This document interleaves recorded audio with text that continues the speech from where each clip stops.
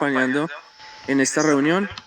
El profe Álvaro Laya es periodista e hizo una maestría en salud pública y estuvo adscrito a nuestra facultad durante un gran tiempo. El profe Álvaro propuso que se incluyera la cátedra de Héctor Abad Gómez en nuestros pregrados y lo quisimos invitar el día de hoy para que nos cuente desde su experiencia todo el trabajo del maestro Héctor Abad Gómez y su trabajo como tal dentro de la facultad. Profe Álvaro, buenos días.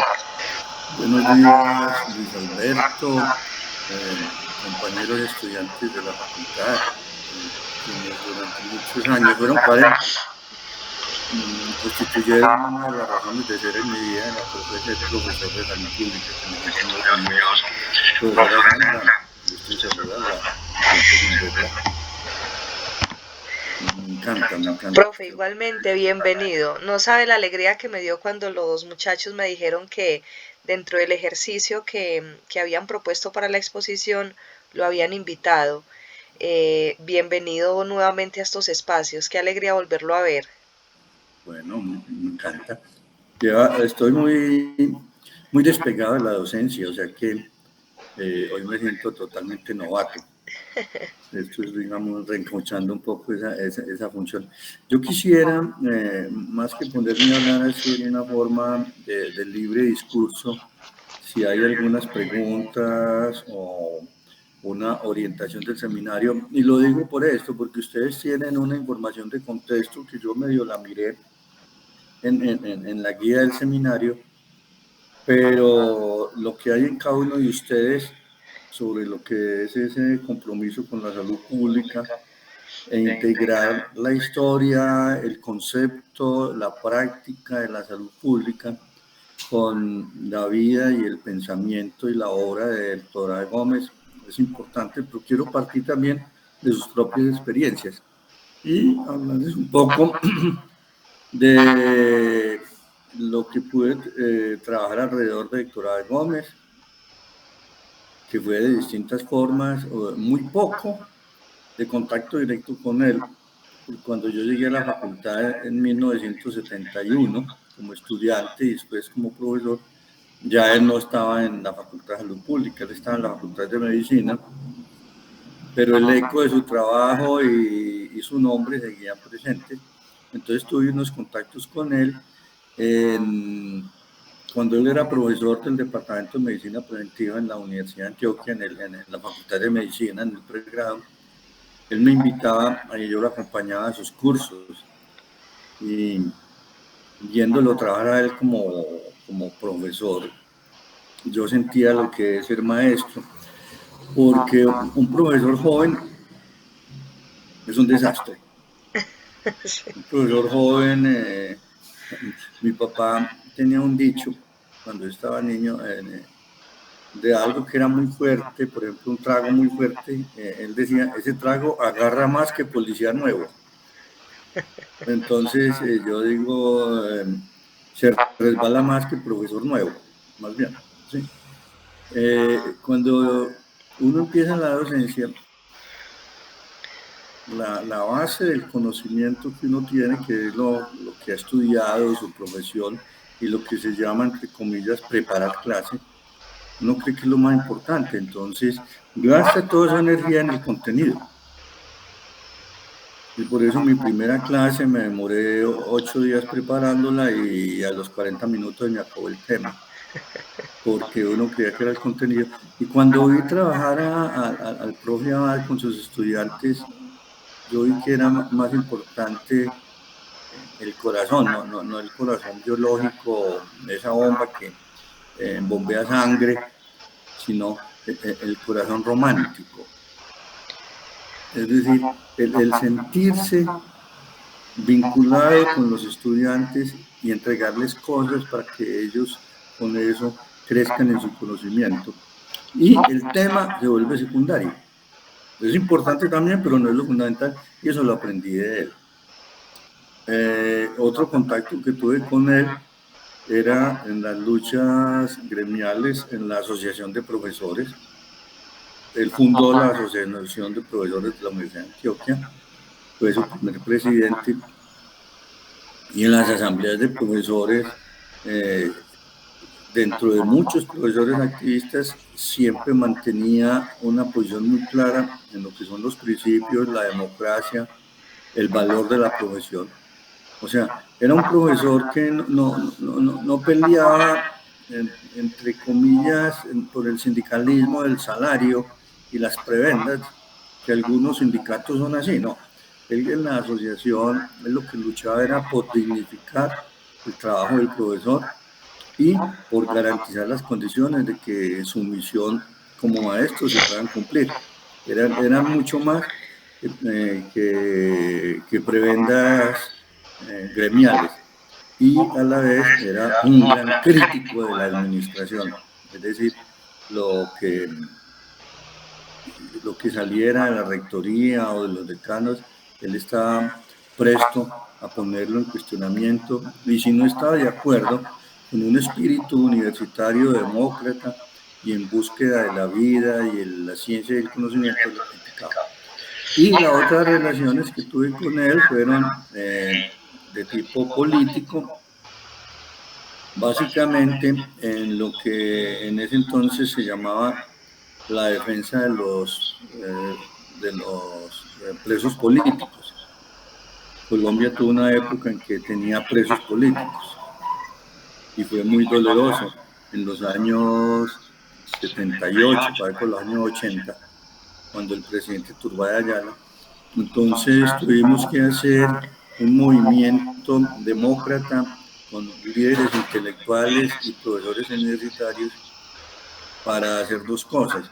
La una, denunciar ante organismos internacionales, ante la opinión pública, el hecho de los presos políticos, y él en eso no cargaba agua en la boca.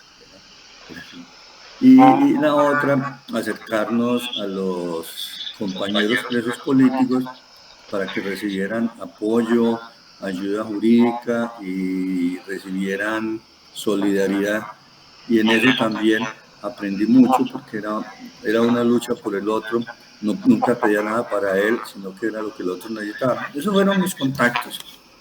Y luego, desde la facultad, tuve unas vinculaciones con la Cátedra de Formación Ciudadana Héctor Abad Gómez, que fue una organización de la familia Abad, y algunos allegados y amigos y todo, que se creó esa corporación, Héctor Abad Gómez, y con la universidad hicimos una cátedra.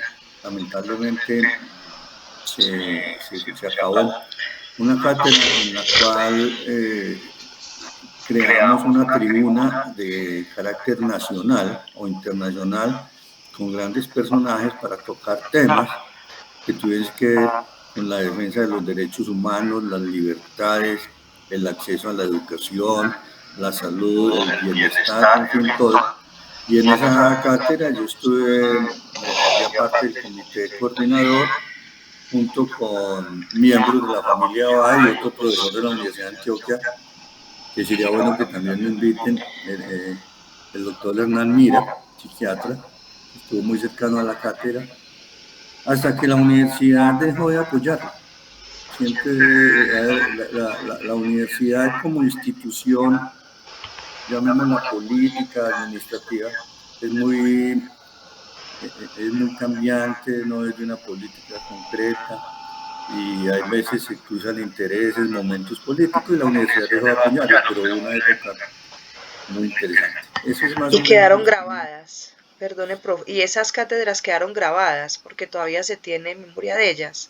Sí, y publicaron memorias, se publicaron memorias, y eran alternadas entre el auditorio de la Facultad de Salud Pública y el auditorio de la Facultad de Medicina. Nos alternábamos para hacer los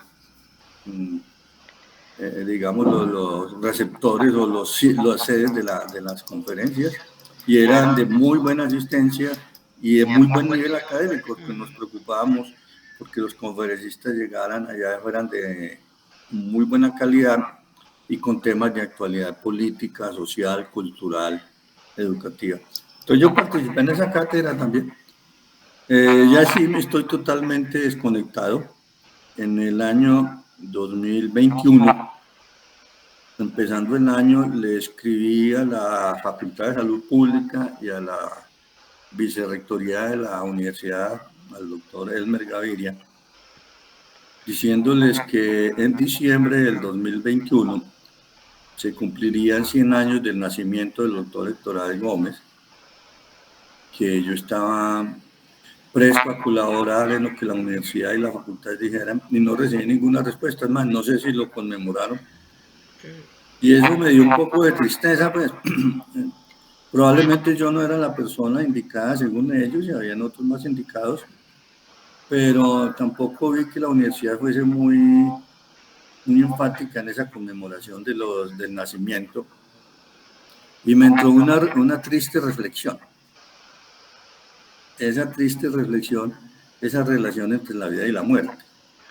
Y voy a hacer un paréntesis grande. Todos conocemos el Nuevo Testamento de la Biblia. Si al Nuevo Testamento le quitamos aquella parte en la que Jesús resucitó al tercer día, la pregunta que nos hacemos, ¿qué pasaría con la grandeza del cristianismo? Porque no es solo católico, es el cristianismo, si Cristo no hubiese muerto y resucitado.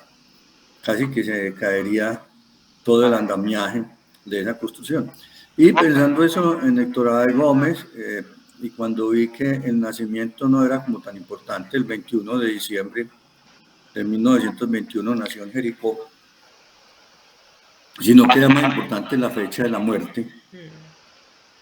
Entonces yo dije, ¿cómo sería la memoria de Héctor A. Gómez si no lo hubieran matado?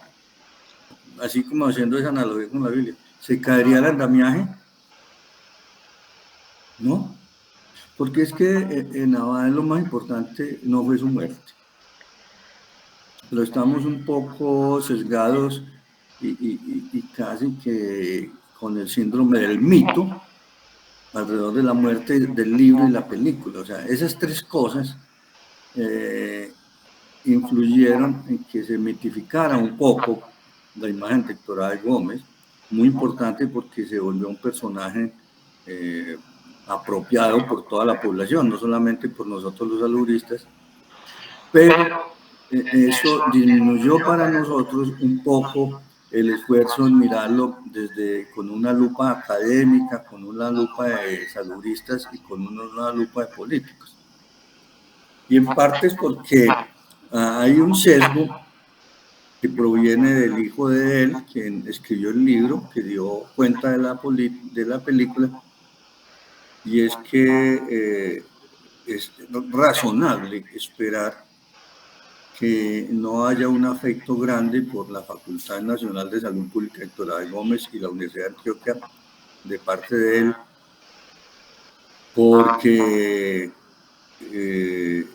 no respondieron como debería haber respondido esas dos instituciones a las propuestas y a la vida de Héctor A. Gómez. No sé si ustedes saben, pero Héctor A. Gómez fue el primer director de la Facultad de Salud Pública cuando se llamaba Escuela Nacional de Salud Pública y duró poco menos de un año. Salió, como dice el dicho campesino, con el rabo entre las patas. Salió no echado, sino desencantado de lo que era su proyecto fundamental en ese momento. Y luego la Universidad de Antioquia hizo una cosa que solamente lo hizo con él. Yo llegué a la universidad a la edad de jubilación y nadie me dijo nada y me retiré cuando yo consideré que era el momento. A Héctor A. Gómez lo jubilaron forzosamente, y no porque llegó a la edad de retiro forzoso, sino porque un rector de entonces no quería que él estuviera en la universidad. Entonces es de esperar que la relación del hijo o de su familia con la universidad, aunque su familia ha sido muy cercana a la universidad, sobre todo las hijas, o una hija en especial, Clarita, y doña Cecilia fue muy especial con la facultad y con la universidad, pero había como cierto recelo por una institución que no estuvo a la altura de lo que esperaban de él. Entonces, como ustedes ven en el libro no se menciona la Escuela de Salud Pública, Incluso un profesor que fue asesinado, que era nuestro profesor de la facultad, de interno de allá, que era Pedro Luis Valencia, en el libro Héctor Alfa Solís se lo pone como profesor de medicina. Es decir, no hubo un rigor en el acercamiento de eso y el hijo nunca fue a la facultad, pero es por eso, es porque en la historia de él hay un desencanto con nosotros, explicable, y si quieren ahorita hablamos de eso. Entonces, el trabajo que hay que hacer desde esta cátedra, profesora Sandra y ustedes, mis queridos estudiantes, es tratar de mirarlo en la perspectiva del saludista, y un saludista basado en unos pilares muy importantes. El primero, en la fundamentación académica, es decir, no era un activismo vacío, sin conocimiento, sino que era un activismo basado en toda la formación académica que la salud pública puede aportar. O sea, la salud pública es una disciplina que exige estudio, que exige formación, que exige investigación. Estaba formado también en el rol del médico como defensor de la vida, que la salud pública está muy cercana a la medicina, pero no son siameses, pero está muy cercana. Y estaba también fundamentada en él y en muchos otros saludistas en su compromiso político por la vida y por la salud del pueblo. Y eso es lo que debemos nosotros expulgar en la obra, en la vida y obra de Héctor Abad Gómez, y también ver la película y también leer el libro, pero buscar lo que no está ahí, que es muy importante. Por eso, de la obra que dejó escrita Héctor Abad Gómez, hay un libro que ya no se consigue, se llamaba Teoría y Práctica de la Salud Pública, que fue el texto que él hizo para enseñar salud pública, y yo estuve varias oportunidades intentando reeditarlo, tenía permiso de la familia, pero no encontré fondos económicos para editarlo, y por ahí después sacaron una obra muy mutilada, que es ese que llama como ética y no sé qué en salud pública. Fundamentos éticos de la salud pública. Ese es una sección o una parte del libro, pero el libro entero no está. Eso me da la impresión de que su obra no fue tan valorada, y ese fue el libro que él escribió para enseñar salud pública. Y yo hasta tenía por ahí el archivo en estas cosas de computador, pero a mí se me perdió, sí, porque es que cambia uno de computador y es como si cambiara personalidad. Bueno, pero se puede conseguir en la Corporación Héctor Abad Gómez, y ojalá se pudiera reeditar ese libro para que lo tengan como material de estudio. Y el otro libro que les recomiendo, donde encontré más cercano el pensamiento de Héctor Abad Gómez, es en Cartas desde Asia. Ustedes lo mencionan un poco ahí. Cartas desde Asia es un libro que se escribe, que él no escribió propiamente el libro, él lo que hizo fue las cartas, después las consolidó en un libro, él fue también el editor, yo recuerdo. Pero usted, hay que hablar de la película, que también le pinta a uno ciertas cosas. Él, cuando se fue para Filipinas como funcionario de la Organización Mundial de la Salud, hizo todo lo que estaba a su alcance para no cortar el cordón umbilical con su familia, con su universidad y con su proyecto. Entonces, le dio por desarrollar una cosa muy interesante, que fue el cassette carta.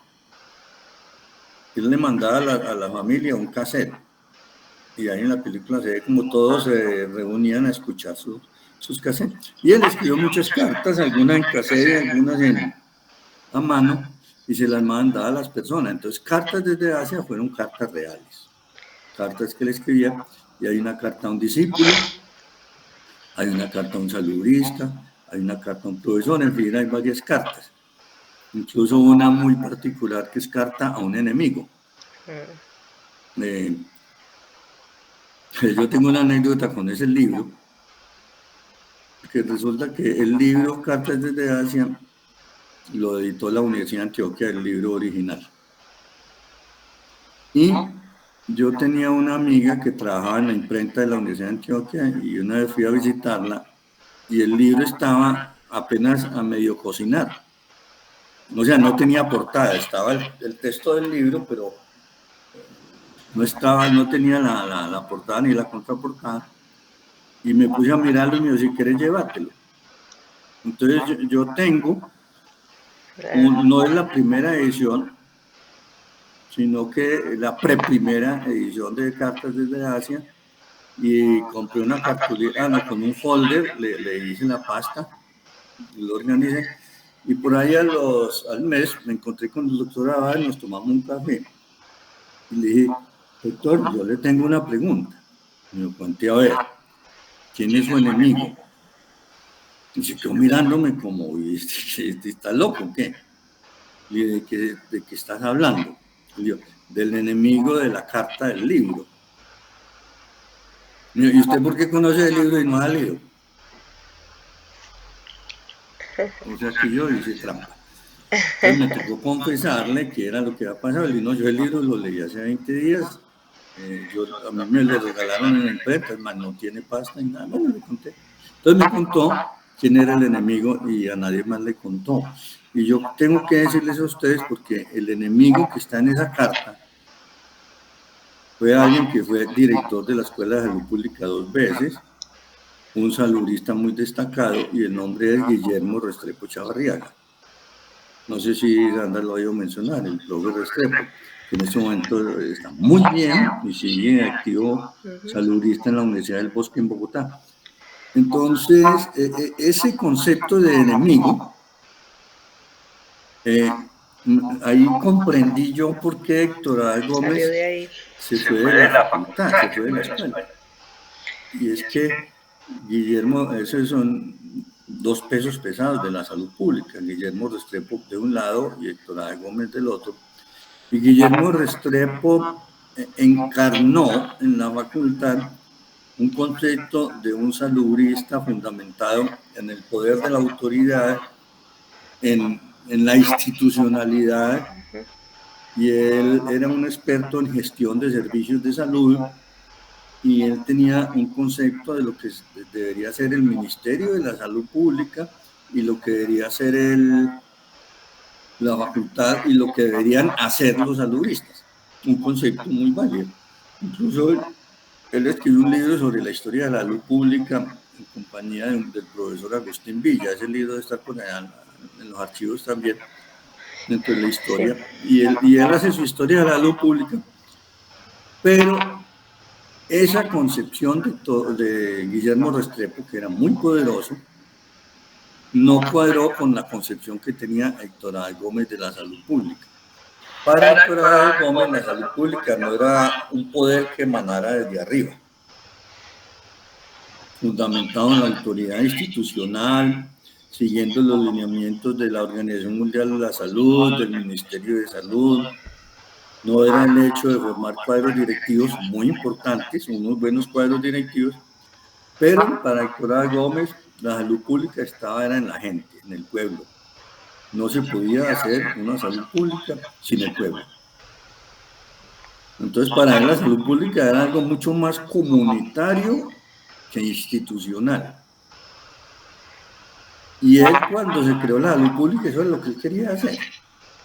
Esa salud pública, integrar en los programas de salud pública a sus 1000 novias, y él no pudo, porque le impusieron unos currícula y les impusieron unos formatos y unos modelos. Entonces él dijo, lo que yo soñaba no está aquí. Esta no es la salud pública que yo soñaba, esta es la salud pública que yo quiero, pero yo, con el doctor Guillermo Restrepo, y por eso lo califica como enemigo, y en la carta es muy dura, si pueden leer esa carta es muy dura, peleó con él y se volvió para, digámosle, su zona de confort, que era el Departamento de Medicina Preventiva de la Universidad de Antioquia, donde había estado hace varios años, y se desapegó de nosotros. Él no volvió a dar clases en salud pública al año de fundar. Eso es, bueno, es un poco la historia y ahí yo quiero escuchar sus preguntas. Bueno, también le agradezco a Luis Alberto su gestión, me parece un buen líder y me imagino que todos también tienen esa capacidad de gestión, de encontrarme, de contactarme, porque no he estado muy cercano a la facultad en los últimos años. Esa fue la sorpresa más grande. Cuando me dijeron la semana pasada, le dije a mis compañeros, adivinen a quién voy a tener en clase el seminario, al profesor Álvaro Laya, decía, pero ¿a quién le respondió si a nosotros no nos responde? Y yo le respondí a los estudiantes. Entonces, gracias, profe, por esa respuesta y a todo el equipo por esa gestión. Profe, dentro del seminario nos centramos en conocer tres facetas del maestro, entenderlo como político, entenderlo como salubrista y entenderlo como educador popular. Estas tres facetas se cruzan porque para ser salubrista hay que ser educador popular, para ser salubrista hay que ser poliatra. Entonces, son facetas que se mezclan, pero nos ha sido muy fácil dentro del seminario poderlo dividir. El primer grupo expuso al maestro Héctor Abad como político, este grupo está exponiendo al maestro Héctor Abad como educador popular y el otro grupo finaliza exponiendo, digamos, como salubrista. Y este ejercicio ha servido mucho, por ejemplo, en Yarumal hicimos el mismo ejercicio y unos estudiantes dijeron, profe, queremos descubrir otras facetas del maestro que se asemejen a nuestros intereses y resulta que encontraron facetas del maestro como artista, que también fue compositor. Entonces era mirar que hay nuevas facetas más allá de eso que usted nos invitaba, más allá de esa muerte, más allá de esa entrega de la vida que él hace en defensa de los derechos y es lo que ha permanecido acá dentro de este grupo, como ese deseo de poder descubrirlo en esas diversas facetas. Hay una duda que siempre se plantea y es, o que ni siquiera se plantea como duda, sino que se da como hecho real, que el maestro Héctor Abad fue el fundador de la Facultad Nacional de Salud Pública y lo escuchamos indistintamente en sus biografías, en los escritos que hay, y dentro de las averiguaciones que yo vengo desarrollando, pues no fue el fundador de la Escuela Nacional de Salud Pública y solamente su nombre entra a ser parte de la facultad cuando es asesinado. Pero entonces me gustaría como un poco, profe, tener ese contexto. Tengo entendido que la Escuela Nacional de Salud Pública es otorgada por el Ministerio de Salud, pero no es precisamente fundada por el maestro. Sí, eso es cierto.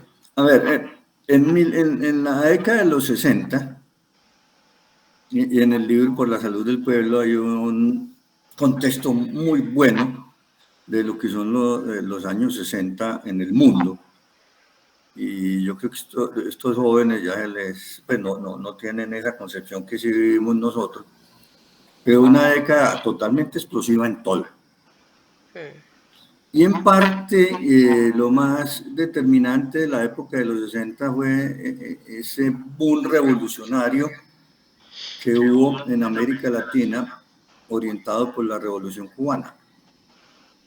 Y el discurso del Che Guevara en Punta del Este en 1961, donde los gobiernos de América se dieron cuenta que el Estado no estaba haciendo lo que tenía que hacer y que eso iba a ser caldo de cultivo para muchas revoluciones. Entonces había dos formas de detener ese proceso. Una era represión y la hubo, reprimiendo las libertades individuales, los pensamientos de izquierda, los organismos sindicales, a las luchas estudiantiles, a las luchas campesinas. Eso se hizo.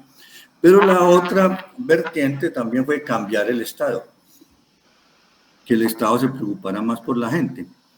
Y dentro de eso, entonces, la Organización Panamericana de la Salud dijo, hay que mejorar la función de los gobiernos por la salud. Eso es parte de todo ese andamiaje de mejorar el Estado. Y empezaron la propuesta de crear escuelas de salud pública en varias partes del continente. O sea, esto no es una cosa de autonomía colombiana. Se crearon escuelas de salud pública que yo recuerdo importantes en México, todavía está, en Chile, en Río de Janeiro, en Puerto Rico y en Colombia. Esas fueron las escuelas de salud pública más importantes de los años 60. Y estuvimos muy vinculadas. Teníamos la Asociación Latinoamericana de Escuelas de Salud Pública y compartíamos docentes y todo. Esas se crearon. Entonces es una iniciativa que viene desde la Organización Panamericana de la Salud a los ministerios. Y la Escuela de Salud Pública de Colombia funcionó primero en Bogotá, como un instituto ahí sueltico, pero no tuvo mucho impacto. Y hubo un Profe, perdón, ministro. ¿esa es la sede que todavía tiene la facultad allá o eran otro? No No, no, tiene no, nada no, que ver esa sede actual. nada que ver, no, esa sede la compramos nosotros para llevar allá algunos programas de extensión. Eso fue de este milenio. Okay. Sí. No, funcionó en Bogotá, pero no en ninguna universidad, sino que era una dependencia del Ministerio de Salud. Y funcionó muy poquito y no tuvo un gran impacto. Hubo un ministro llamado Santiago Rengifo Salcedo. Me río porque una muy amiga de él, que fue la doctora Elena Restrepo, decía que le gustaba mucho el traguito y lo llamaban Ronfijo, Santiago Ronfijo Salcedo.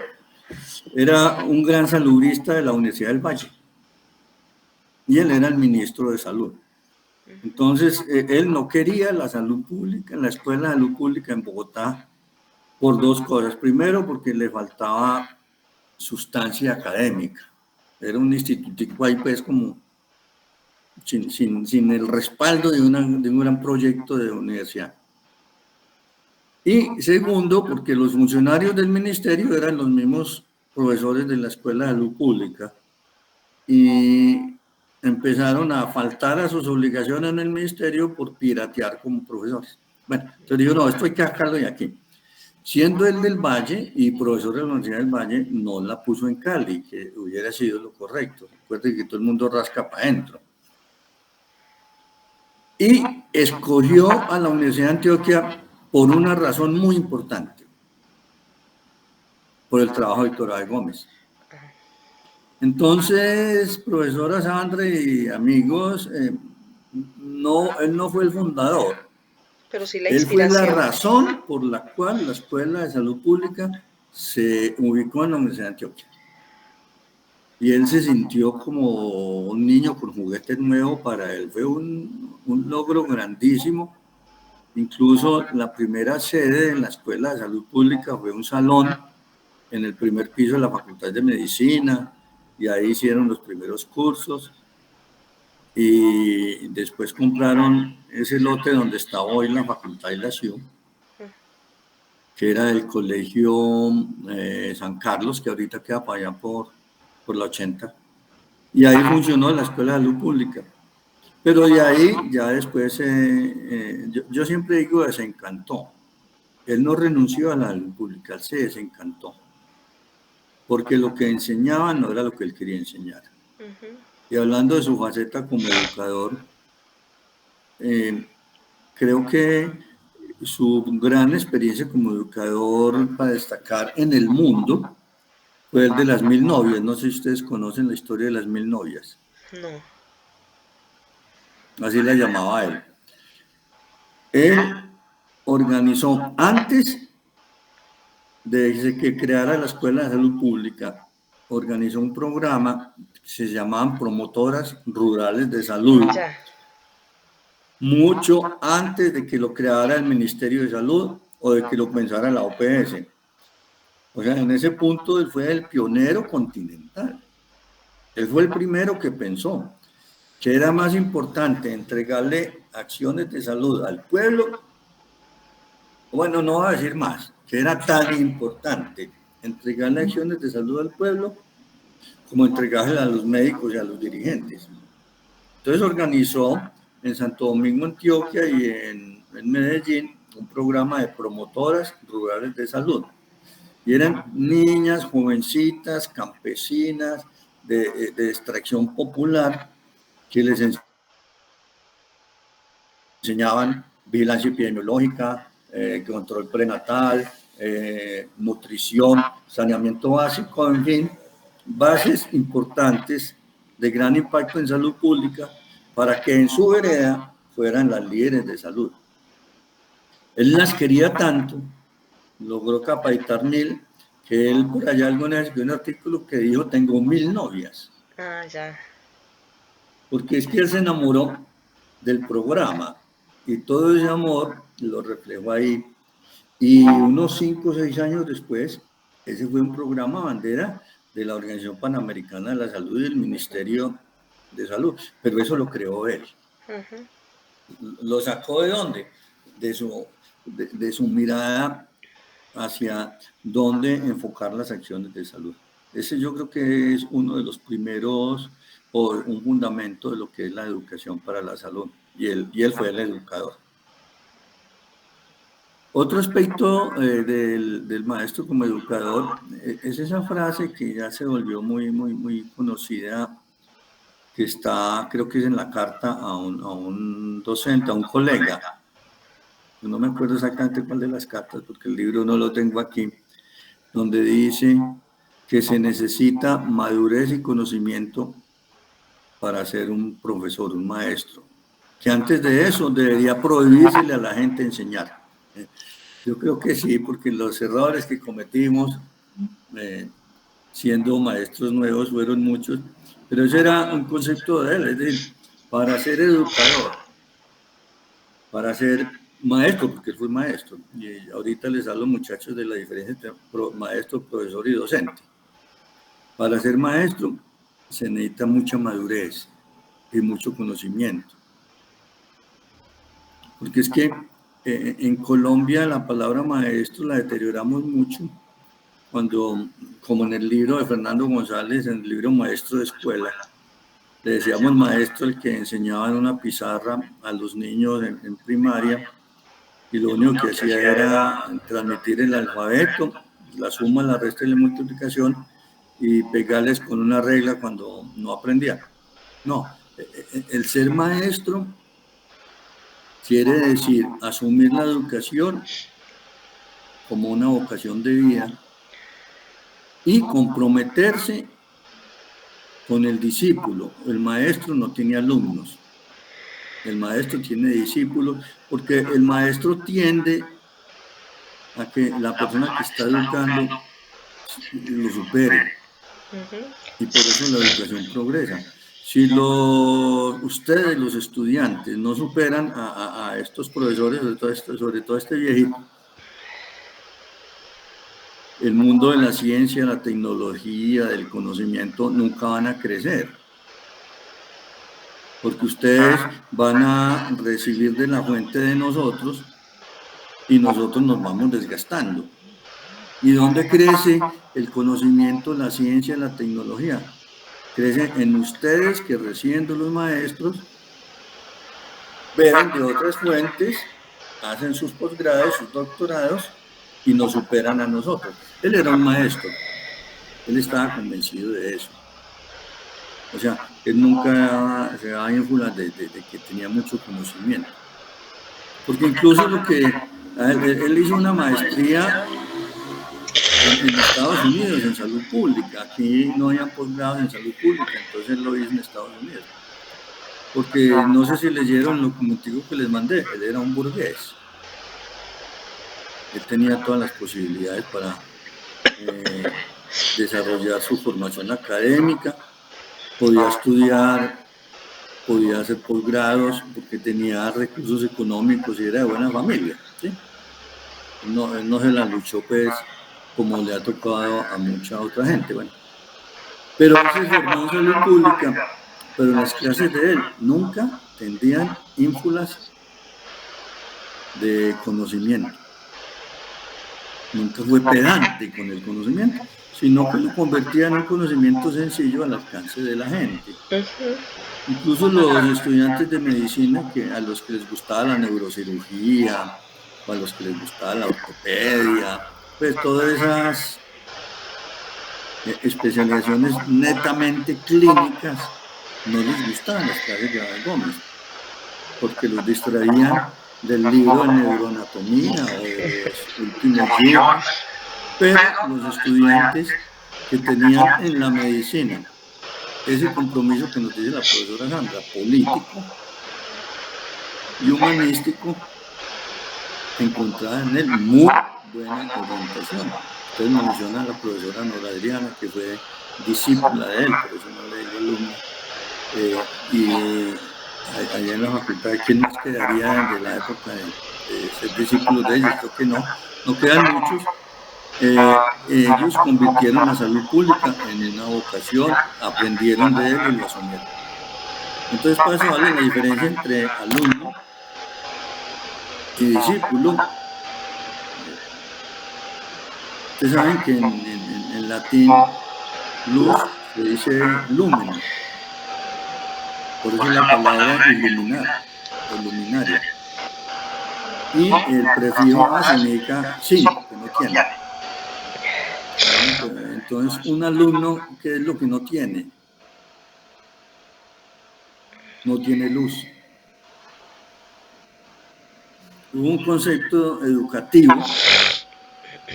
que decía que los estudiantes están en el mundo de la oscuridad, son alumnos. Y la labor de nosotros los profesores es iluminarlos. Entonces aparecen los profesores brillantes, o las luminarias, ¿sí?, que iluminan a los alumnos para que también brillen. Él no era un profesor que alumbraba, él era un maestro que enseñaba y que compartía con humildad. Y fue un profesor humilde, más preparado que un Cummings, con una autoridad académica en salud pública reconocida en orden mundial, por eso fue designado consultor de la Organización Panamericana de la Salud, con todas las posibilidades de ser uno de los mejores, y está en la historia de los mejores saludistas de América Latina, y en sus clases era un hombre humilde, porque antes que todo fue el maestro. Profe, por acá hay una Bueno, profe, por pregunta. acá. Adelante, Luis Alberto, adelante. No, profe, iba a decir que la compañera Mariluz levantó la mano. Entonces, para ver qué intervención desea hacer. Mariluz. Buenos días. Buenos días. Qué pena, les ofrezco disculpas que he estado como un poquito malita de señal. Bueno, yo quería preguntarle, don Álvaro, usted que conoció al maestro Héctor Abad en su faceta como docente, ¿cuál sería para usted, como en todo ese contexto, que era la salud pública que él soñaba? Bueno, la salud pública que él soñaba estaba fundamentada en un concepto muy importante que era los determinantes de la salud. Él no utilizó esa palabra, pero él estaba convencido de que la enfermedad no era un asunto netamente biológico, sino que era algo por lo cual la persona, el ser humano que estaba ahí, se enfermaba por estar ahí. Y la salud pública que él soñaba era una salud pública, llamémosla multidimensional, donde las acciones del Estado, el mismo ciudadano, la economía y la educación aportaran. Hay una anécdota de él. Él se llevaba a los estudiantes de medicina en el curso de salud pública, se los llevaba a hacer ronda. La misma ronda que hacen los cirujanos o los ginecosteptas o los pediatras, que se van para el hospital con sus muchachitos y se paran al lado de un paciente y empiezan a hablar de él. Él hacía lo mismo, pero no siempre, eso era parte del curso de salud pública. Entonces la anécdota es que llegan al hospital infantil del San Vicente de Fundación y hay un niño enfermo y él les pregunta a los estudiantes, a los discípulos, que si pueden saber ese paciente que tiene. Obviamente todos estudiantes de medicina, entonces los unos dicen que tiene bajo peso, los otros dicen que tiene parasitismo, o le hacen así en el ojo, y le dicen que está anémico, o le dicen cualquier cosa que le... Todos los diagnósticos que da la semiología clínica lo encuentran en el niño, y el profe va ahí callado. A lo último dice, ninguno de ustedes se acercó. Todo lo que dijeron los estudiantes es verdad. Tenía parasitismo, tenía bajo peso, o tenía desnutrición, o tenía anemia, o tenía dolor, todo era verdad. Pero él dijo, el niño lo que tiene es pobreza, marginalidad, tiene una familia que no puede hacer por él lo que necesita, tiene una madre sin educación, tiene un papá que no tiene suficientes ingresos económicos, tiene un Estado que no se preocupa por él. En fin, alrededor de las enfermedades de ese niño, pudo explicar todo lo del contexto que hay, que era atentatorio a la calidad de vida de la salud de ese niño. Entonces era para él la salud pública. La salud pública no era un discurso, era algo que estaba en la sociedad y que se podía ver sin necesidad de grandes investigaciones. Acérquese a un niño enfermo en una sala infantil de Colombia hoy, y en ese niño encuentra todas las carencias de la salud pública. Hoy precisamente leí una frase de Daniel Samper Pisano, hablando de los indígenas Wayuu, y esa frase empieza con esto: el gobierno está muy preocupado por metros subterráneos, compra de aviones, por unos trenes no sé por dónde, y no es capaz de llevarle agua y salud a los niños de La Guajira. Se siguen muriendo. Entonces, cuando un niño de La Guajira muere, vamos a Héctor Abad Gómez y preguntémonos a ese niño por qué se muere. ¿Por qué es guajiro? Sí, puede ser porque es guajiro, porque ya le roban la plata, hay una corrupción política, pero también porque los indígenas están condenados a ser los últimos en la fila de los derechos humanos y de los derechos sociales, porque las políticas públicas no alcanzan a llegar por infinidad de cosas, y podemos hacer un tratado de salud pública en un niño enfermo. Esa es la forma como él se acercaba a la salud pública, a partir de cosas reales. Hay otra anécdota de él que me parece muy interesante, que no está en los libros, y es que una vez él iba para una reunión comunitaria en el barrio Manrique.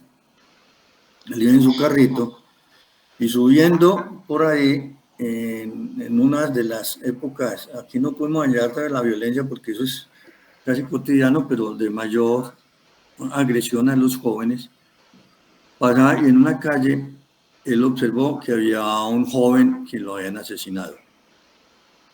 Él iba para una reunión y paró el carro y se arrimó. Pues no se arrimó de curioso, sino preguntó cómo se llamaba el joven.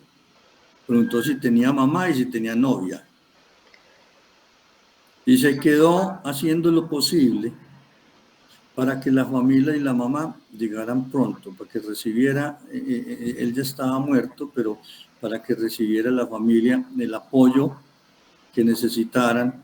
Y en ningún momento hizo la pregunta que hacemos nosotros: ¿ve qué estaría haciendo que lo mataron? No. Preguntó, mire la pregunta, si tenía novia. Es decir, es un ser humano que vivía, que convivía, que tenía relaciones y que algo le pasó. Entonces, esa forma de ver el ser humano era su forma de ser saludista. O sea, la salud pública de él estaba en la gente. No sé, pero se me fue Sandra Milena. No, profe, acá estoy. La otra chica, ¿cómo es que llamaba? Bueno, Mariluz, sí, ella ha tenido dificultades con el internet. Acá estoy, don Álvaro. Ah, bueno. No sé si te contesté, es que es muy difícil. Sí, sí, señor. Sí, sí, señor, le agradezco muchísimo. Obviamente uno quisiera también como andar en muchas cositas que van saliendo en la conversación, pero pues esperemos que tengamos en algún momento otra oportunidad para hacerlo, Cuando para quieran. darle como palabra a los compañeros. ¿Quién otro quiere hablar?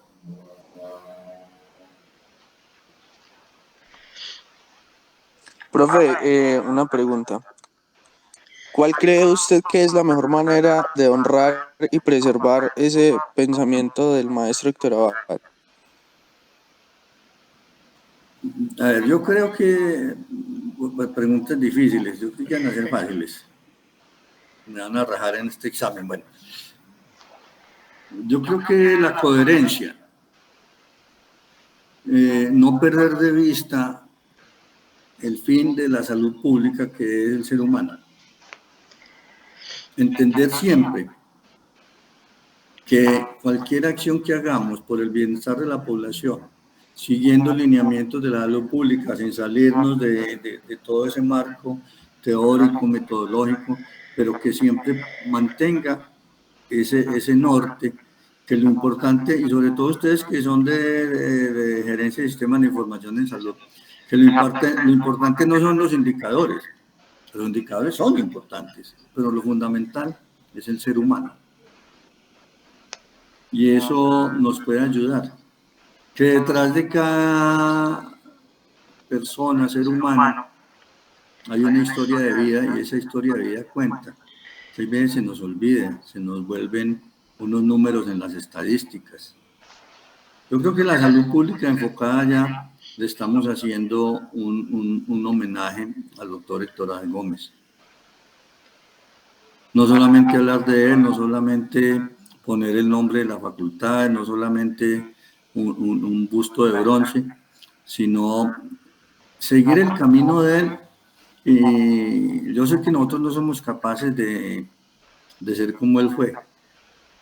Es que el doctor Abad, era curioso verlo, ese viejito burgués. Primero ya tenía 60 años. Y era de saco y corbata, nunca se quitó el saco y la corbata. Un viejito y los zapatos muy embetunados. Un viejito de 60 años, saco y corbata, todo burgués, de primero en una marcha defendiendo los derechos de un sindicato. Y era el primero con las pancartas, ¿sabes? Era hasta caricaturesco ver y decir uno, tiene más energía que un líder sindical o que un líder estudiantil. Y luchaba por todos contra todos, porque él no diferenciaba por quienes luchaba, quien necesitara luchaba, y luchaba contra el que se opusiera a lo que él estaba pensando. Entonces yo sé que no les estoy diciendo que se pongan saco, corbata, zapatos embetunados y se vayan a coger un pasacalle, una pancarta para una marcha, sino ser coherentes y en cada caso mantener el norte, el ser humano es lo más importante. Muy buenos días, don Álvaro. Yo tengo una pregunta un poco específica. A ver, ¿Cuál fue la reacción de la comunidad y suya cuando Héctor Abad incursionó en todo este mundo de la política? Ya que pues fue como algo muy decisivo, como en todo lo que es la salud pública, todo el manejo pues, y la imagen como tal de Héctor Abad. A ver, Laura, yo no podría decir que Héctor Abad incursionó en la política como cuando uno sale de un salón y entra a otro. Él fue político siempre. Siendo estudiante de medicina, él fundó un periódico que yo tuve la oportunidad de dirigir muchos años después. No habíamos hablado de ese periódico, el U236. Y él era estudiante de medicina. U236, no saben qué quiere decir eso. En los años 50 estaba muy en el debate público el tema de las bombas atómicas. Y el U236 es el uranio enriquecido, como el polonio, ¿sí? Con el que le metían eso a una cosa y hacían una bomba atómica. Entonces digo, voy a hacer un periódico muy explosivo. Sí. O sea, desde eso, porque entonces también fue periodista. Voy a hacer un periódico muy explosivo, lo llamó 236, y ahí cuestionaba asuntos políticos de la salud pública y cazaba peleas. Entonces, ahí fue donde se mostró como político, pero para mí él era político de toda la vida. A él le tocó vivir la violencia de los años 50, que fue muy dura, en los años 40, en Sevilla Valle, porque él nació en Jericó, pero como los paisas eran tan colonizadores, se fueron a montar fincas de café en el valle, en Sevilla. A él se lo llevaron un niño y allá hubo mucha violencia. O sea, él siempre estaba viendo lo que pasaba en el mundo, pero digamos que incursionó, siguiendo tu palabra, Laura, con el periódico U235, siendo estudiante de medicina, y nunca dejó de ser político. Yo lo que encuentro es que hay como una cadena de desencantos, más no renuncias.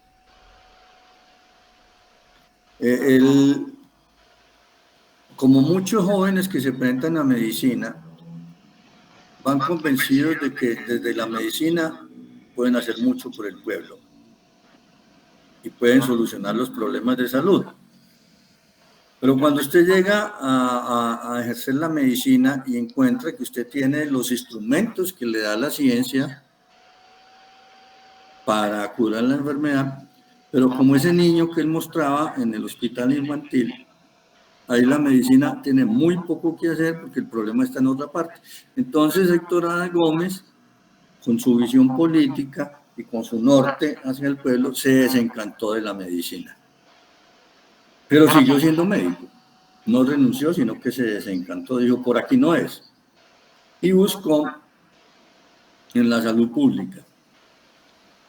Y convencido de que la salud pública era la ruta para alcanzar ese fin, que era el compromiso con la humanidad.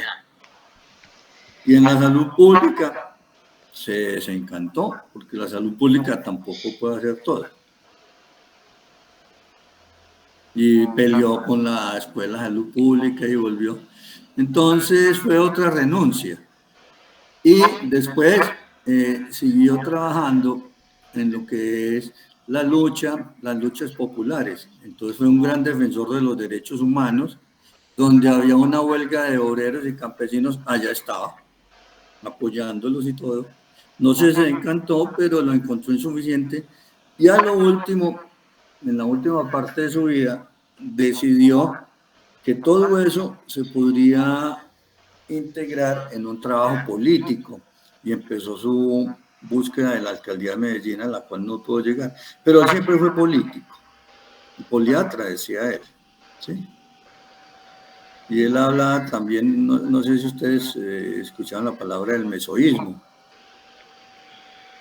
que en política no sirve para nada, pero él lo creía, que es en el centro. Ustedes vieron las pasadas elecciones como un candidato que puede ser, bueno, no defender nombres de nadie, antioqueño, que estaba por ahí pintando como bien, no logra ningún reconocimiento porque se paró en la mitad. Entonces, en política, el mesoísmo, que era parte de lo que él creía, eso no sirve para nada en política porque a la gente le gustan los extremos. Y él, yéndose por la mitad, no logra, pero él no quería salirse de la mitad porque él creía que la visión política no debería ser de separar, no debería ser de atomizar, sino de integrar. Digamos que es una visión romántica muy importante de la política, pero yo lo digo de una forma pues como así descarnada, no sirve para nada en un país como este, donde en este país hay que decir que es de un color o de otro y hay que ser en contra del otro, y lo acabamos de ver en unas elecciones pasadas, que era más importante contra quién estábamos y nunca se hablaba de quién nos integra. Y todavía vemos que no se integra. Él era un político que buscaba la integración, que buscaba el centro donde confluyeran todos. Por eso para él tanto el cristianismo como el comunismo tenían grandes cosas para decirle, al igual que el liberalismo, pero ninguna de ellas era suficiente. Entonces buscar de todo eso una unidad política que le permitiera sacar sus proyectos. Eso es un poco romántico, pero eso lo hace más valioso, lo hace, quizás unos dirían ingenuo, yo le digo más valioso, pero algo que no sirve en el país, pero no debemos renunciar a entender que la conjunción de ideas y la unión de esfuerzos vale más para la sociedad que la dispersión. Y él era de esos, esa era su visión política. No sé, Laura, si te enredé más. No, está perfecto y muy entendible todo lo que dijo. Muchísimas gracias. Bueno, ¿quién más? Profe Álvaro, yo me aprovecho del momento. Hay algo que a mí me llama mucho la atención y es dentro de esta faceta de Héctor Abad como educador popular, hay unas corrientes que van creciendo en Latinoamérica y que son corrientes de la educación popular muy de la mano de la teología de la liberación. Y a mí me encanta hacer esa lectura de los textos del maestro Héctor Abad porque eh, tiene muchas veces que ser, yo lo entiendo muchas veces así, fue criticado por la Iglesia Católica, se le decía pues esa cátedra de salud pública es el foco del comunismo y creo que tiene que ver con todo ese contexto latinoamericano que se va dando, pero yo encuentro en los textos del maestro ciertos aires de la teología de la liberación y me encantaría saber de dónde, porque él inicia antes con las promotoras rurales, inicia antes de que el fenómeno se dé en Latinoamérica. ¿Qué influye en esa educación popular, en esa teología de la liberación, en el pensamiento del maestro? ¿El dónde? ¿A partir de la lectura o tuvo algún viaje? Porque uno puede ver, por ejemplo, en la teoría mesopanómica, puede ver una influencia de los estudios o de las experiencias que él tuvo en Filipinas, el manual de poliatría, con esas correrías que él hizo en Bolívar, acá en Colombia, el manual de tolerancia también, pero yo decía, frente a esa influencia que él tiene en la teología de la liberación, ¿de dónde venía esa influencia?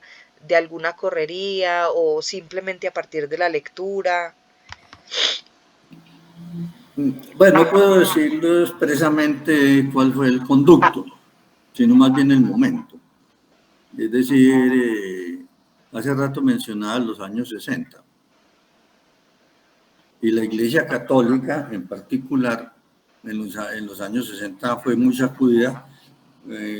Antes de que llamara teología de la liberación, o ya se podría hablar de eso, del surgimiento de movimientos populares en el seno de la Iglesia Católica, que tuvieron su auge, pero tuvieron también unos fines muy trágicos. La Iglesia Católica ha sido una institución muy ortodoxa, muy intolerante, y él tenía unos vínculos indirectos con la Iglesia Católica. La primera pues es que ser un liberal de Jericó significaba ser un buen católico. Y obviamente él fue criado en los principios de una práctica católica, pero no ortodoxa, porque también tenía el pensamiento liberal, que ser liberal jóvenes en los años 50, 60, era tener un pensamiento abierto a la crítica, al avance de las luchas sociales, a los derechos humanos, no como hoy que el Partido Liberal es algo amorfo que no dice nada. Pero en ese entonces ser liberal era eso, y él fue criado así. Y el movimiento de esos movimientos subversivos desde la Iglesia Católica fueron muy importantes. Él es contemporáneo del padre Camilo Torres Restrepo, que el padre Camilo Torres fue un sacerdote con una gran formación sociológica. Él estudió en Lovaina, con su doctorado en sociología o su maestría en sociología, era profesor de la Universidad Nacional y era un sacerdote católico muy comprometido, que empezó a incursionar en política, en luchas populares y en proyectos revolucionarios, y se le cerró el camino porque es que la Iglesia tenía la teología de la liberación que se oponía al a la ortodoxia de los jerarcas. Y de una forma muy romántica vio que por el camino de la lucha política no era factible y se fue a la lucha armada y en el primer combate murió. Eso fue, digamos, un desperdicio de alguien desde un pensamiento cristiano. Y ahorita que está tan de moda el Ejército de Liberación Nacional, el ELN también tuvo sacerdotes que hacían parte de sus filas. Entonces, la iglesia, el pensamiento de la teoría de la liberación, esos surgimientos de la iglesia no tenían, o sea, tenían muy buena fundamentación, porque hasta el pensamiento de Cristo y de los evangelios servían, es decir, trabajar el pensamiento y la obra y las enseñanzas de Cristo en una forma rigurosa significaba estar con los que son bienaventurados, los pobres, los necesitados, los marginados. Entonces, eso cala en una persona que tiene una visión política. Pero él no lo asumió directamente porque incluso él fue señalado por los jerarcas, como tú dijiste, como el demonio. La Hora Católica, que era un programa de mucha influencia en radio, echaba pestes contra Héctor Abad Gómez. Y incluso hasta su sepelio tuvo esas implicaciones. Sí. En Medellín había un cardenal, de cuyo nombre no quiero acordarme, malo, el tipo era malo. Y si lo digo así, sí. Que cuando la familia de Héctor Abad Gómez, que era una familia católica, quiso hacerle su sepelio, él dijo que él no permitía que la iglesia se hicieran misas o actos por Héctor Abad Gómez porque él era ateo. Y eso hubo que pelear, la familia lo peleó y al fin logró que le hicieran una misita, pues eso, yo creo que a él no le habría preocupado, pero doña Cecilia sí, doña Cecilia tenía un fuerte vínculo católico, ella era la sobrina del cardenal, del arzobispo.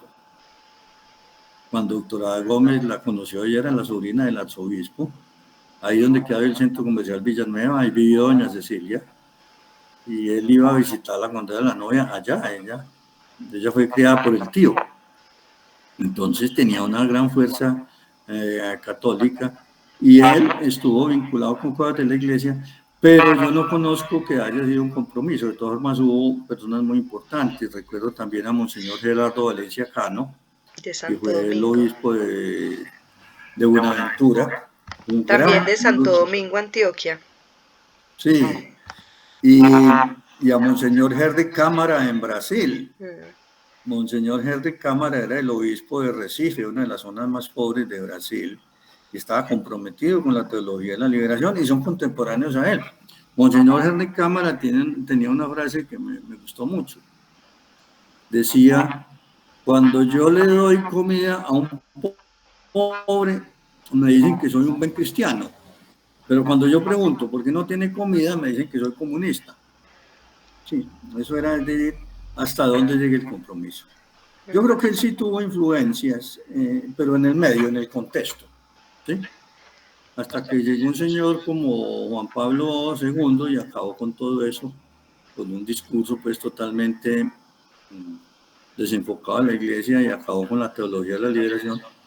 Pero era bueno que la iglesia católica hubiese seguido esa línea. Y él hasta se habría vuelto un gran católico si hubiera seguido esa línea.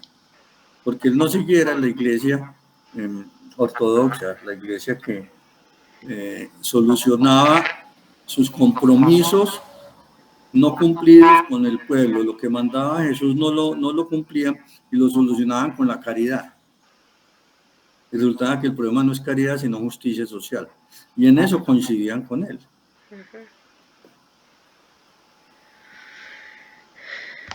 Muchas gracias, profe. ¿Alguien más tiene una pregunta?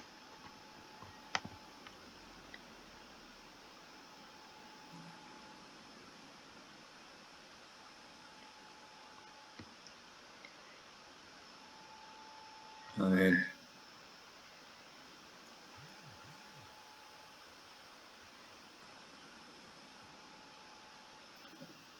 No parece. como decía el profesor Olaya cuando era profe, y no habían preguntas ni comentarios, decía, o comprensión total o incomprensión total. Porque de resto en algún lado quedan dudas. Pero si todos lo entendieron, no.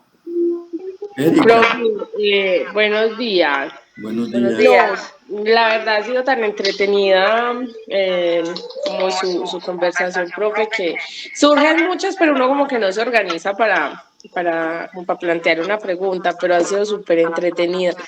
Yo sí tenía, pues, es como una reflexión que tengo, profe, porque ahorita pues que veo este curso, veo que la salud pública desde el punto de vista de Héctor Abad es tan diferente pues a la que conocíamos.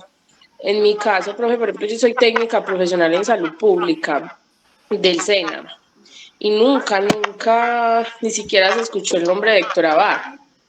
Y uno ve que sí, el objetivo pues de salud pública es eso, buscar como una justicia social, esas situaciones que ponen en riesgo la salud de la población o que la está enfermando, pero visto más allá desde el campo, de cómo intervenir, no como usted nos decía ahorita, el ser humano, su biología, sino como esas situaciones externas porque no, eso no hace parte pues como de la cátedra de las demás instituciones, porque uno es definitivamente va muy equivocado. Saúl Franco, otro gran salubrista. Saúl Franco fue compañero de nosotros y se tuvo que exiliar cuando en los años 80, cuando mataron a Héctor Abad Gómez, a él lo amenazaron. Saúl Franco se tuvo que volar de Colombia, se fue para Brasil, ahorita volvió y en este momento tiene una función fundamental en la historia de Colombia. Saúl Franco es de la Comisión de la Verdad y él tiene un artículo sobre la salud pública, dice que la salud pública es un saber, es una disciplina científica y es una práctica social. Y algunas personas creen que solamente es una práctica, pero no social, es hacer cosas. Entonces, salud pública es poner vacunas, salud pública es llenar estadísticas, salud pública es vigilancia epidemiológica, salud pública es participación comunitaria, pseudo participación comunitaria, y no se comprometen. No, Erika Valentina, la salud pública es mucho más. La salud pública trasciende la medicina e integra, como dice la profesora Sandra Milena, la política, integra la ética. Uno no puede ser salubrista si no tiene un gran basamento ético. Integra el compromiso con el bienestar de la gente e integra saberes, porque sin saberes tampoco puede hacerse, da una militancia ahí vacía. Entonces es una gran integración. Pero yo tengo que confesar algo, profe Sandra y compañeras, que yo me sentí un poco desencantado también. Yo creo que en la vida los desencantos sirven, no renuncie y no desencanta, en la pandemia. Y eso, yo quiero que lo piensen, profe Sandra, y no quiero ponerme a polemizar en eso, ni sacar banderas ni nada.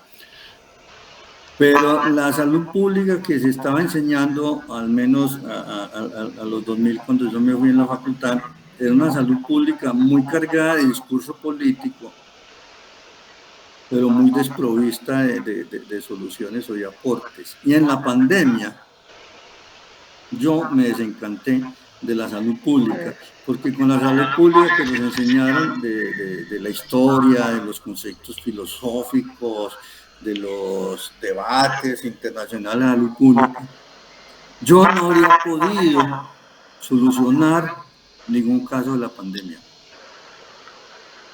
Me habría quedado hablando y la gente muriéndose. Entonces hay que repensar salud pública, como la que hacía Héctor Abad Gómez. Héctor Abad Gómez lanzaba planteamientos políticos, éticos, pero también se iba a vacunar. Y también se sentaba con la comunidad y también peleaba porque el agua estaba y la leche estaban contaminadas.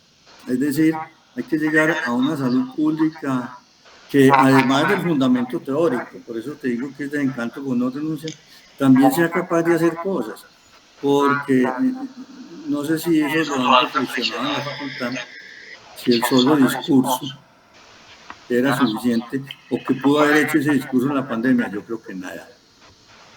Perdón, pero es una opinión. No, profe, yo creo que es una opinión que convoca, y con la que yo estoy totalmente de acuerdo. Para mí la carta más majestuosa de Cartas desde Asia es Carta a un pragmático. A mí me parece que eso para mí yo lo siento como una bofetada. Yo la siento como una bofetada también desde el amor, porque hay bofetadas que lo llevan, bueno, cuando usted está en shock, lo primero que le dicen cuando usted tiene que hacer un primer auxilio es dar una bofetada. Entonces mire que no es una bofetada de violencia, sino que es una bofetada en la que tiene que sacar a la persona que está en shock. Y yo siento así esa carta, es como una bofetada de decir, oiga, ¿y qué es lo que se está haciendo desde la salud pública? Y el maestro allí plantea, hay que saber y hay que hacer, porque es tan malo hacer sin saber como saber sin hacer. Y creo que ahí es lo que tenemos que empezar a mirar. Esta semana nada más estaba yo escuchando a la doctora Carolina Corcho, pues que está ahorita con toda esta situación de la reforma a la salud.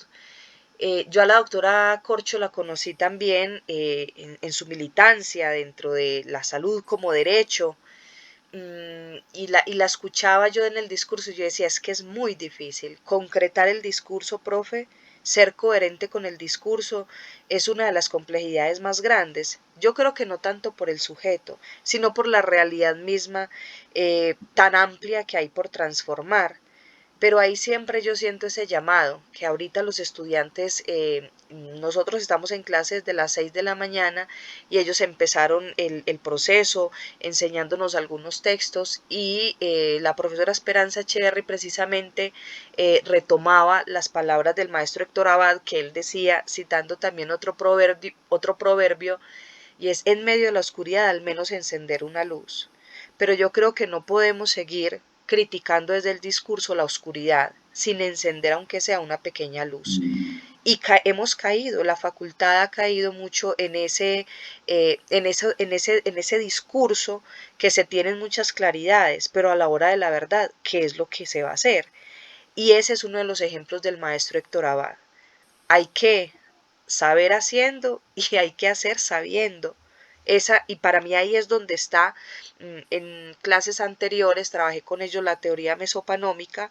Yo, digamos, dentro de lo que he estudiado de la teoría, creo que iba más allá del centro, porque lo que planteaba es, tenemos que tomar lo mejor de los extremos, porque los extremos siempre van a sostener, y por eso la teoría del justo medio, hay que tomar lo mejor de esos polos, pero el llamado que hace el maestro es, tiene que ser haciendo, o sea, porque no vale seguir con estos discursos.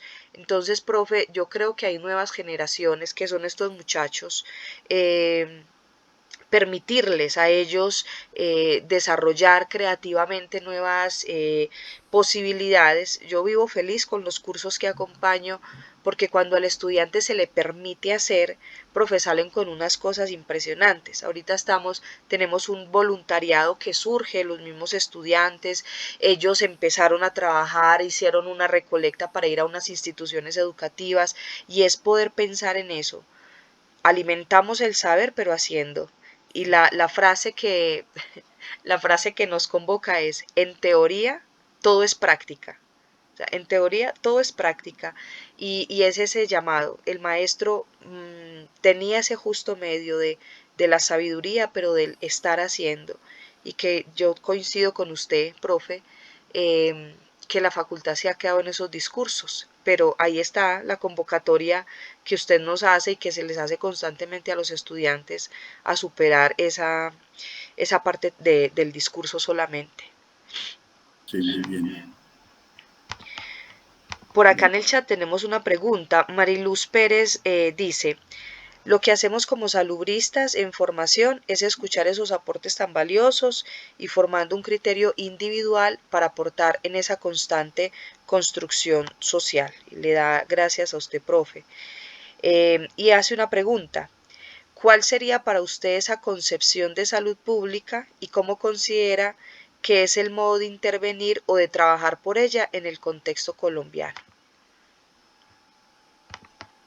Bueno, en el contexto actual, porque como podemos ver históricamente, cuando en los años 60 se creó la facultad, la salud pública tenía un escenario importantísimo y tuvimos capacidad de hacer grandes transformaciones en el sector salud colombiano. Hoy, por el contrario, yo veo que la salud pública es un invitado más y de los menos, porque estamos luchando con otras lógicas. Una es la lógica económica de la productividad. Colombia lleva 20 años hablando donde los problemas más importantes de salud son la plata. Entonces, ¿cuáles son los problemas más importantes de salud?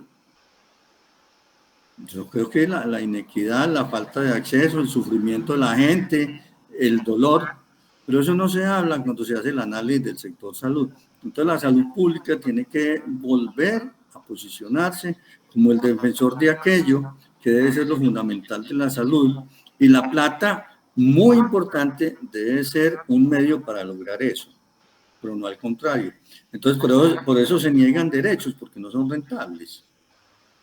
Por eso hay exclusiones, porque ahí no prima la plata. Entonces, nosotros desde la salud pública tenemos que buscar ese posicionamiento en el cual, de mano de la misma población, de los líderes sociales, de los intelectuales, de los investigadores, volver a poner el foco de la salud pública en el ser humano.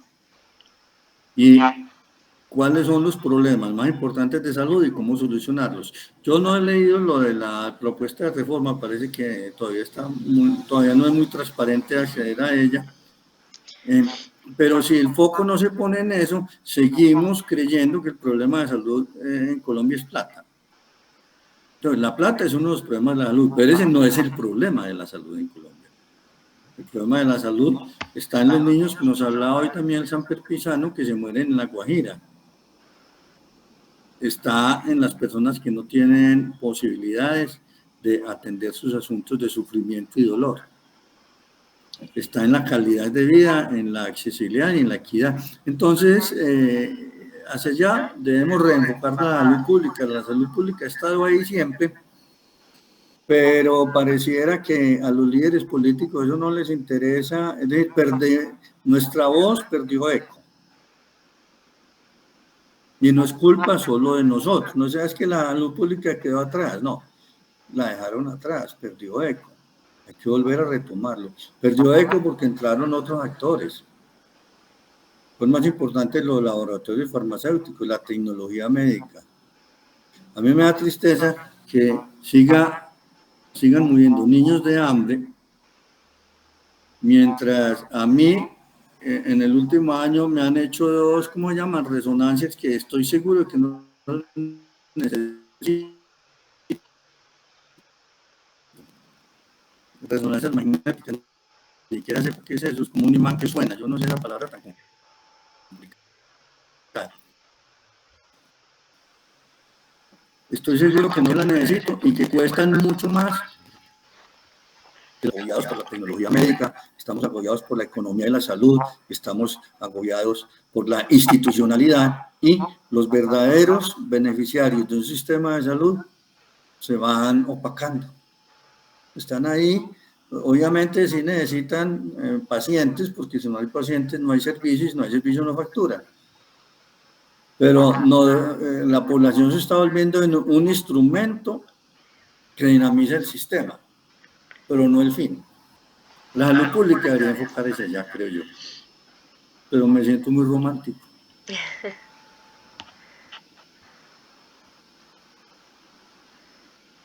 Profe, pues digamos que la conversación ha sido muy nutritiva para pues todo el contexto que tenemos y nos ayuda a entender mucho, por ejemplo, el texto que usted nos compartió.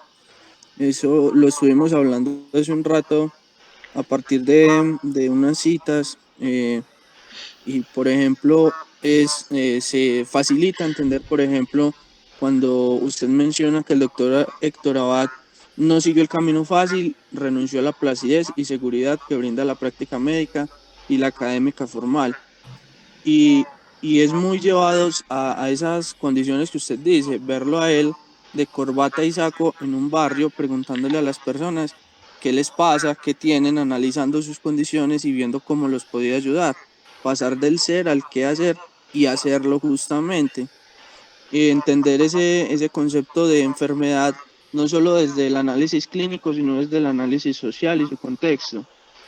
Eh, También muy interesante lo que se menciona a partir del análisis de las heridas de la violencia, entendiéndolas como una opción de vida y el sufrimiento de las víctimas, a partir de esas condiciones alrededor de las personas y de lo que se busca justamente.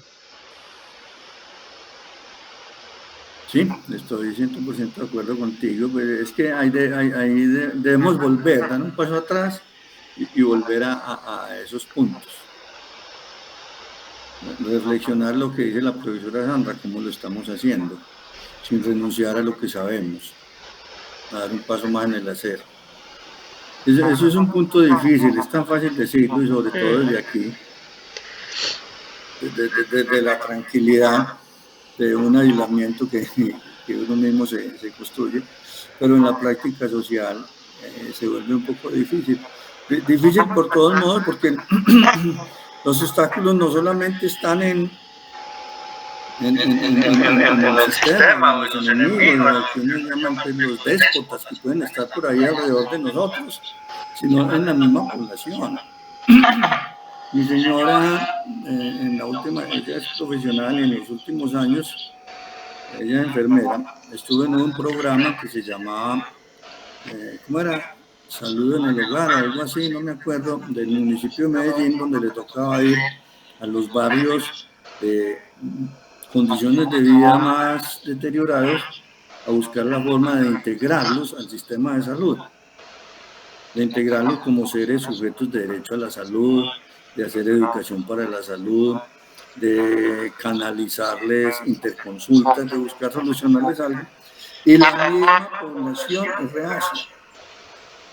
Es decir, hasta a los mismos sufrientes de la salud y no mostraban un interés. Querían más bien o que le dieran platica o que le solucionaran otras cosas, pero su salud se volvía como algo que no fuera lo fundamental. Y ella decía, me siento limitada a este ejercicio porque no encuentro respuesta en la gente, porque la gente no se moviliza, absolutamente apática. Y ahí se necesita mucha educación popular, volver a las novias. La gente está apática y si le logran la tutela que le pongan su medicamento, quedó contenta, pero las condiciones objetivas que determinan su salud no le importan o no están ahí en juego. Entonces hay que volver a una educación popular y a la vez un sistema refractario a las necesidades. Se encuentra que una persona necesita una interconsulta y vaya, encuéntrela. Vaya, encuentre la respuesta institucional. El mismo municipio de Medellín envía a las enfermeras para que canalicen lo que llaman una nueva demanda de salud, un nuevo comportamiento de la población, y cuando surge una demanda no tienen cómo solucionarla. Entonces hay una maraña de determinantes no solamente institucionales, sino en la misma gente, en la institución, en la economía, en todas partes, que está muy difícil en este momento tratar de lograr una ruta que desenrede esto, que debe ser fácil. Yo soy de los que digo que un sistema de salud ya tiene lo que necesita. Un sistema de salud necesita una población, ahí está. Pero esa población necesita ser una población formada, consciente, demandante, preocupada por su salud, solidaria, con formación política. Eso es lo que le falta a la población y ningún sistema de salud ha apuntado a eso. Necesita una red de servicios de salud, ahí está. Pero necesita una red de servicios de salud que esté determinada por las necesidades del país y de la población, no del mercado. Vuelvo al cuento de esa cosa magnética que me hicieron a mí. ¿Sí?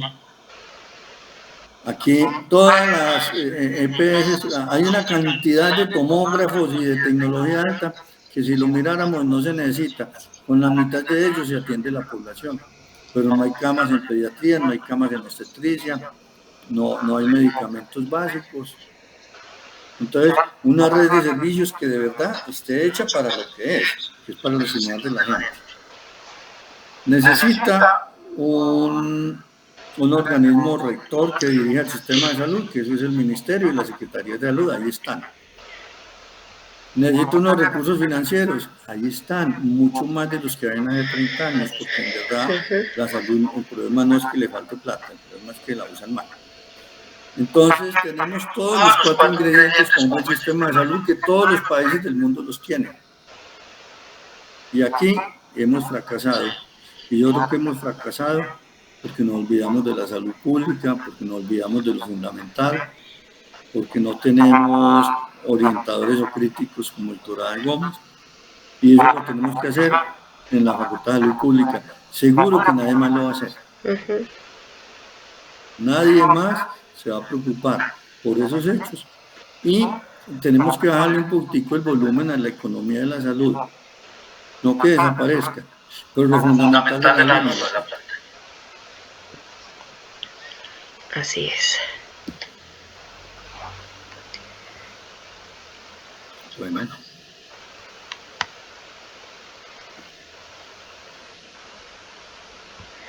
A ver, ¿quién más? Muchachos, ¿alguien más tiene alguna pregunta?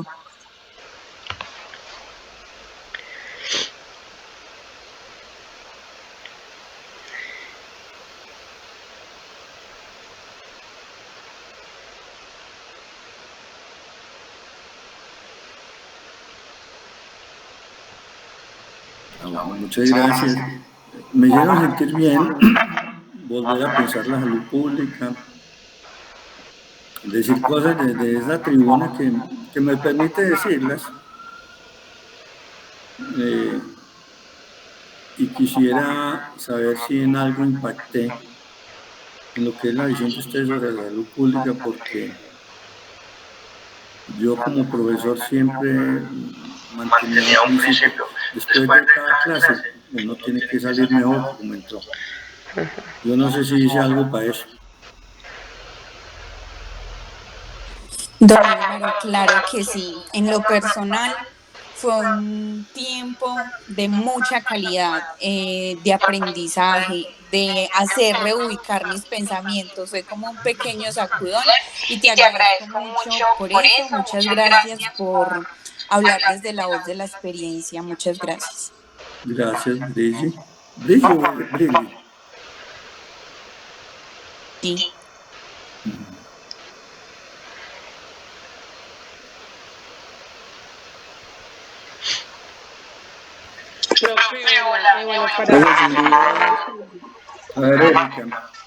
No, porque para agradecerle y la verdad, pues en mi caso, yo hace un poquito pues trabajo muy cerquita pues como de todas las acciones de salud pública en mi municipio, que son muy perdidas pues de lo que yo de pronto he pensado que debería hacer, y a veces me quedo como tan ilusa y yo, pero ¿será que lo que pienso es muy difícil? No, estoy muy equivocada, pero yo lo escucho a usted y a la profe, y en este caso a usted, profe, y veo que hay muchas personas pues que de pronto en las que comparto muchas ideas, que de pronto por la situación de país, del tipo de gobernantes que manejamos, se pueden ver hasta imposibles, pero como dice la profe, hay que empezar a hacer semilla. Y algún día de pronto se pensará en la salud del colombiano, del ser humano, de una manera distinta como se piensa hoy.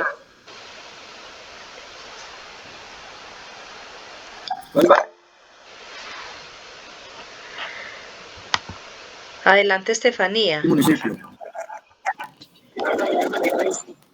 Pues yo le quería agradecer al profe Álvaro porque realmente fue una clase muy, bueno, una conversación muy motivadora.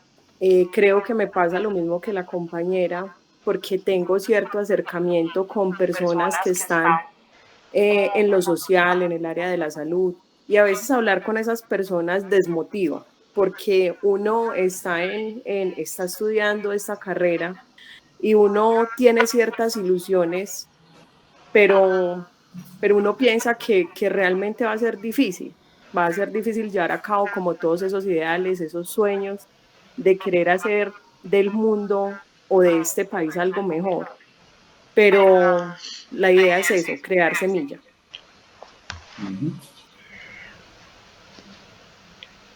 Bueno, Luis Alberto, ¿iba a decir algo? Sí, profe, que sin duda ha sido pues un espacio donde se nos ha permitido eh, tener un conocimiento muy amplio de, como decía la compañera, desde la voz de la experiencia. Sin duda, pues se concentran muchos conceptos y nos ayuda a ampliar justamente esa perspectiva que tenemos de la salud pública y en lo que nos estamos metiendo justamente a trabajar y el espíritu que tenemos que conservar de la salud pública, que es todo ese pensamiento del maestro Héctor Abad. Pensarnos un país mejor y contribuir en ello desde la semilla que se está sembrando justamente dentro de cada uno. Bien. Aquí uno de los jugadores del...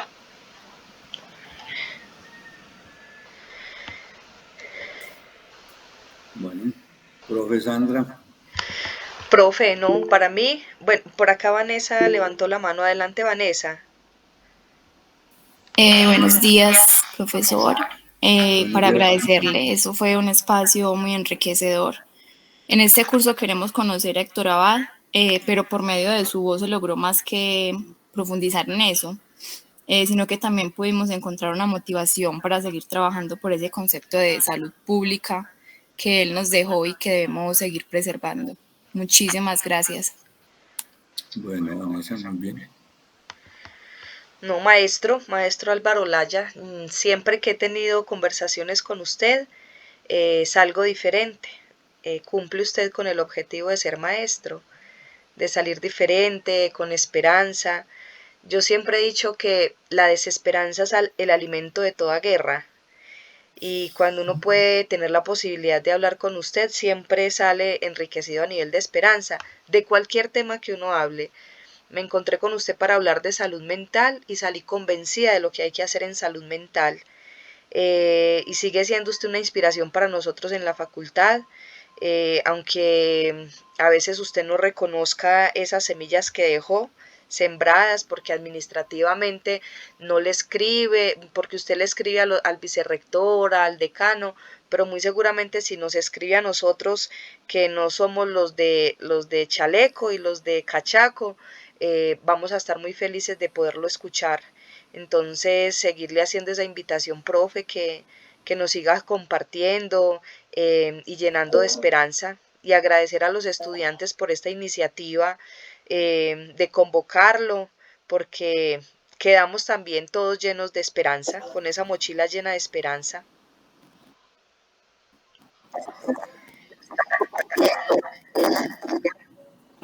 Listo. Bueno, no sé si está como mala la señal. Eso es una señal de que estamos acabando y la garganta también. Bueno, profe, salúdame allá a los amigos.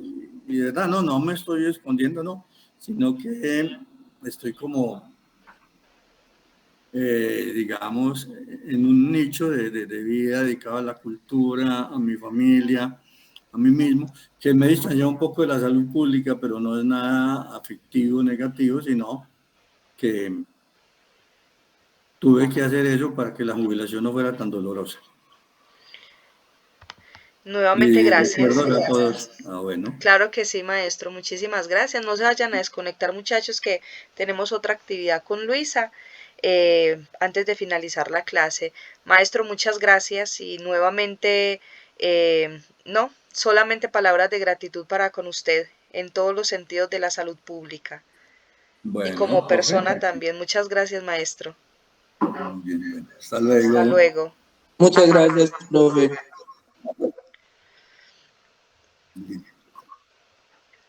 Querida Luisa, ¿estás en sala? Hola, profe, sí. Ah, vale.